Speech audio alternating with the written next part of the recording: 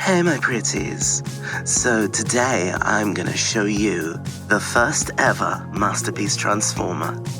I bought him when he was brand new, and he is absolutely gorgeous.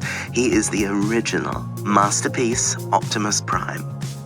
And you're gonna have to forgive me, I've got a little bit of a chest infection, so I'm super croaky, sorry about that.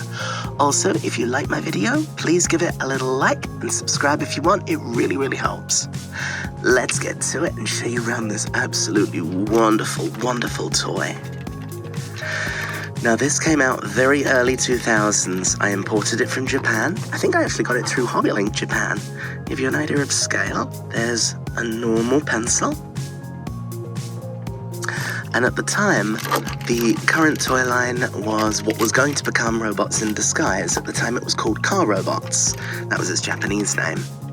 And I remember being blown away by the detail that we were getting on some of those figures. They had fingers, they had different joints that all moved and worked properly, and that was all being built on top of the Beast Wars figures, which really paved the way for that sort of articulation.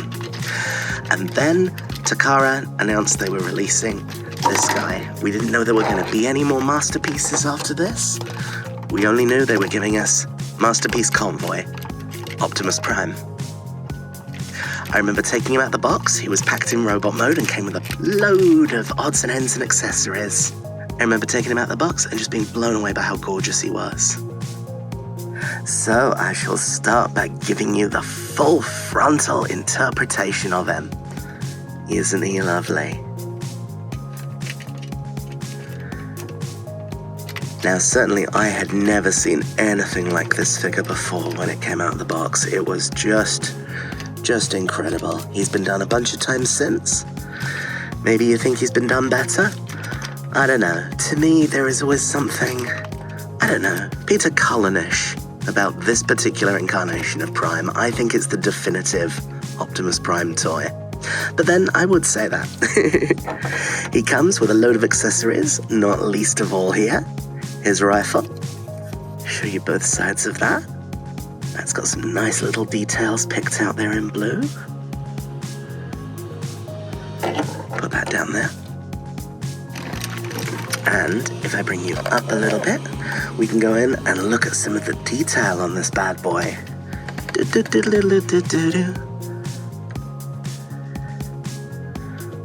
There we are. So, he has a very quintessential Optimus Prime head sculpt. His little antennae do move. You can bend them down, back up. It's actually needful for transformation. There have been more cartoon accurate head sculpts, but hey, what's cartoon accurate? I mean, he looked different in Toei versus ACOM animated episodes in the original cartoon, and he was different again in the comic book, so I don't know. What Optimus Prime looks like is open to a little bit of interpretation. But yeah, his head is on a nice little ball joint, so it can turn all the way around. You wibbly wobbly a little bit. You can look quite way up. Can't really look down because his jaw gets in the way. And on the back of his head, there's a little push button. And the push button makes his mouth plate go. Isn't that nice? Megatron must be stopped, no matter the cost. That's how he actually goes, and I see no reason to check. When it comes to the rest of him, we have got a lovely piece of detail here. So this, zoom in here more. This is actually molded detail. This is ever so slightly raised up. That's really nice indeed. When it comes to his shoulders, you could pull his arms out a little bit like that to give him extra clearance. So he can move all the way up like that. Move the arms down. They can obviously spin all the way around. You get a little swivelly there. And in a lovely attention to detail, on the back, you get little pistons that actually close up and open as his arm flexes. Isn't that just gorgeous? Come back round to the front. When it comes to his hands, you can see here they swivel at the wrist. They move in and out a little bit. He has individually mounted fingers. I remember when this was groundbreaking. I was like, I've never seen anything like this before. The fingers themselves all move. They only have the one joint here at the first knuckle, but that was still impressive. and the thumb is on a little ball joint, so that can roll around. If you come to the back of his arm, there's actually a little panel that flicks up so he can talk in conference with his best friend Bumblebee. Isn't that just delightful? And by contrast, over on this side, you flick the arm up, and you can have a little conversation with his best friend Starscream. Isn't that, delightful? And if you look inside there, you've got a lovely little molded set of detail. You've got a keypad, you've got little buttons and lights and things. That's really, really wonderful. When it comes to his midsection, this bit is on a ratchet and it can spin all the way around 360 degrees. And we come to his midsection. You have to excuse me because this guy is like 22 years old now. His ankles are a little bit weak, so he's prone to rocking, and obviously I want to make sure he doesn't fall over. We'll get his arm out the way, move his skirt up, and you can see in there, he can dance the holly jolly. He can kick up about that far, so it's a little over 45 degrees, I don't know, what's that, that's 60. Then go back, quite a long way. And when it comes to his knee, you have more of that gorgeous pneumatic detail in there. Yeah, it's not really cartoon accurate, but honestly, who gives a damn? That is wonderful. When you come down here to his toes, and I just want to show this off because this is part of his transformation, but when you press his feet up, that grill panel opens. I think that is wonderful. It's pointless, but it's gorgeous. So when it comes to his feet, they can wiggle back and forth a little bit. You can point them down, point them up, and that obviously helps with keeping the old boy stood upright. Bring you back up. And, by no means least, we can open his chest, and, accurate to the film, we can pull up this panel and reveal the matrix of leadership. There's a little LED light just behind it that doesn't have batteries in it, but you press this blue button on his back and it will shine the light through the matrix to make it look like it's glowing. Let's take the matrix out. So it just sits in there with friction. Let's show you this. Beautiful little matrix of leadership. So that's made of plastic, but it looks very metallic. And of course, you can open it to light that darkest hour. Now, this guy and a couple of the masterpieces who followed are in a completely different scale to the masterpieces we get now. He's actually a heck of a lot bigger. So this matrix doesn't fit with Optimus Prime or Ultra Magnus, any of the other figures that have come out since. So when he was first made, this guy was recolored into a kind of Ultra Magnus homage. And then they started doing Starscream and various members of the Seekers, who again kind of did their own thing again. They were designed by like a manga artist, so they look gorgeous, but again, they're not really accurate to anything, cartoon or comic, which is fine. They look wonderful in their own right, but they were also kind of their own scale. So, scale, Transformers, that's a tale old as time, isn't it? In addition to his rifle here, he also comes with a little energy axe that you can clip into his hand. I can't be bothered with it. It's a gimmick that every single Prime has done since, and I don't know, if you want to recreate that one thing that happened that one time, I guess it's useful. Otherwise, yeah, it sits in the box. The box itself actually folds out to become a little cardboard trailer for him. You could get a separate trailer for Masterpiece Prime, MP-01, but it was very difficult to find. It was only made in a very small number of units, and yeah, trying to find it now is, I don't know, it's like trying to find a chicken with teeth. So, sadly, I don't have one. What I will do now, though, is we'll show you how to transform this bad boy. So, let me zoom out. So, there he is, and you can see his height. He's about, just under 2 pencils high. Let's get rid of this so I've got some room to work. We'll put his gun back there. So, the first thing that we'll do, and we can do this in any particular order, is we are going to sort out his legs. So we take this wee bit here. This would be the hitch for his trailer that we don't have. We'll fold those vents back down, and then we'll pop his legs together. And they just peg in like that.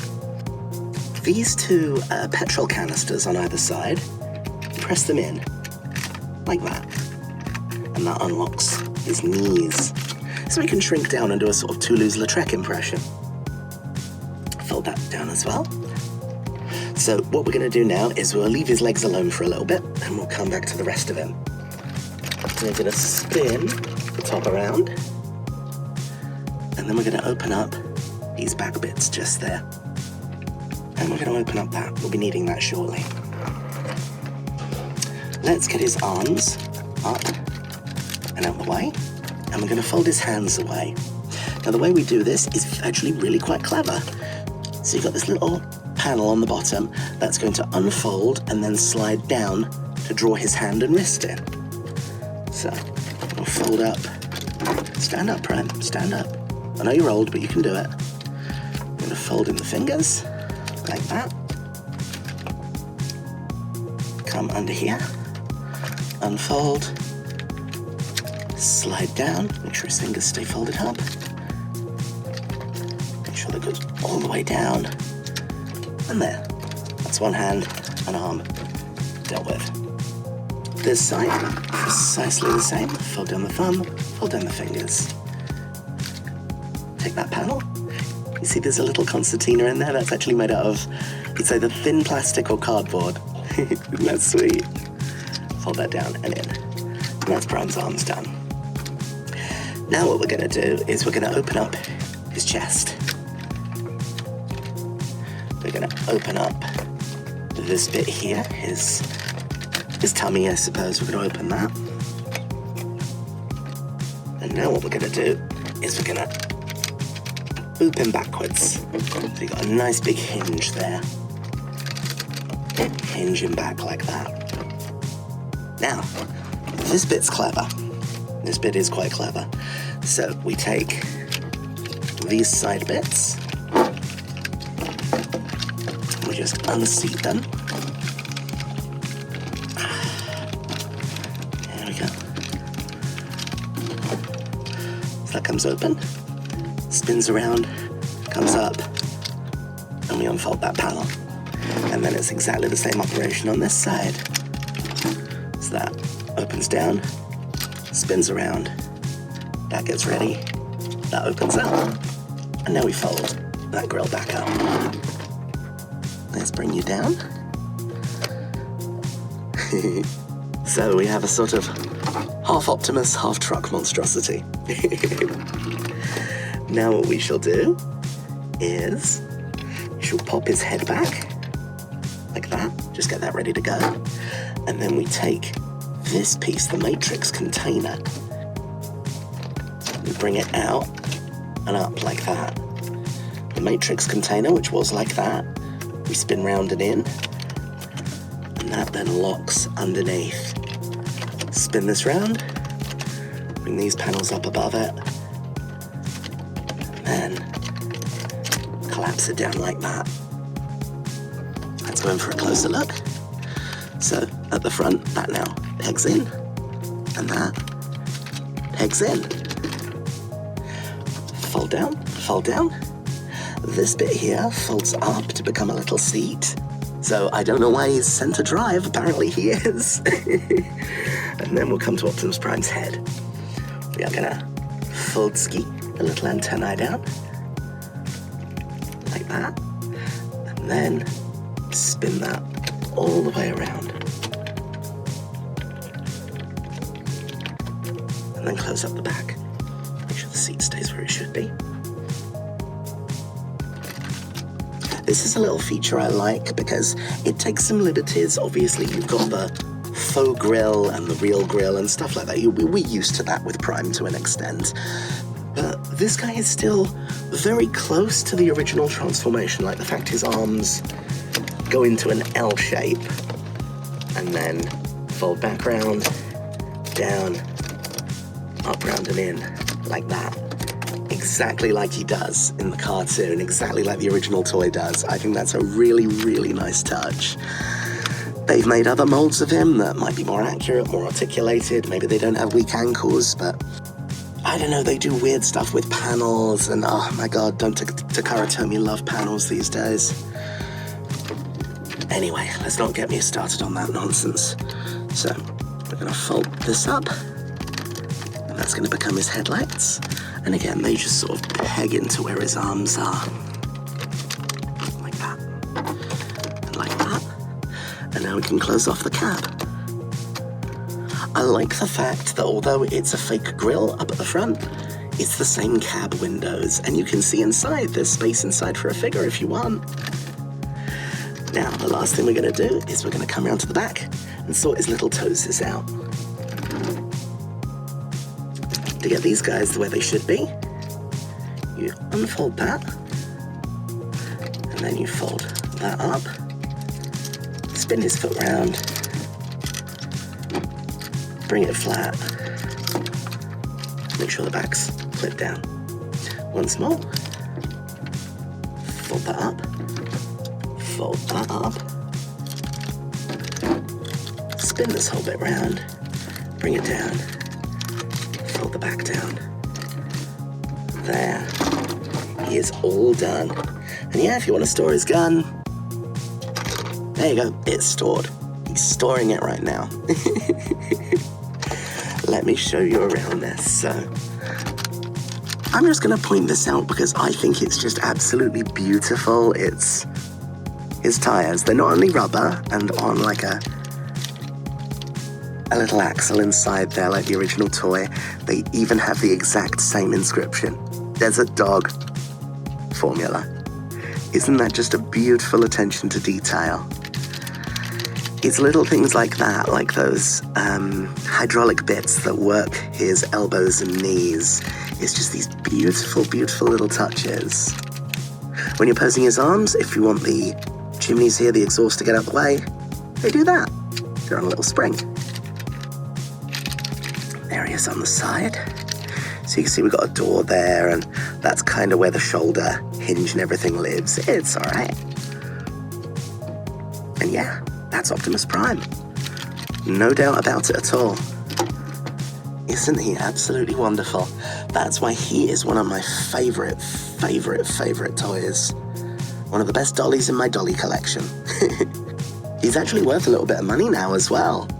They've re-released this mold a bunch of times. They've re-released it. I mean, this guy there's a lot of metal going on in here. They've redone him in plastic. It's not the same. I mean, this is all metal. Everything, all of this blue stuff here, that's metal. The front here, the windows, that's all metal. Arms are plastic. The body, the main part of his chest body here, that's all metal. This guy was just a revelation when I unboxed him, and I'm so pleased I have him. I'm so pleased I have him. When I moved to Japan, I had to sell most of my Transformers, but I'm so glad I kept him. What do you think about MP-01 Convoy? Do you like the fact he has a little springy suspension at the back, and that you can actually see a piston rod working there? I mean, tell me you don't love this guy. If you've enjoyed it, drop me a like. Follow me if you want to. It really helps. So I'll leave it there. I'll speak to you soon, pretties. Bye.